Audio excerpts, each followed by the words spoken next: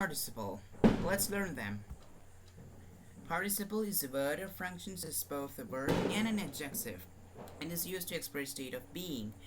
So participles is used to form verb tenses and modify nouns or pronouns. They can be identified by which is used by ing for present participles and ed or en for past participles. Example of participles: the crying baby had a wet diaper. Past participle. Past participle, the wrecked car was totaled.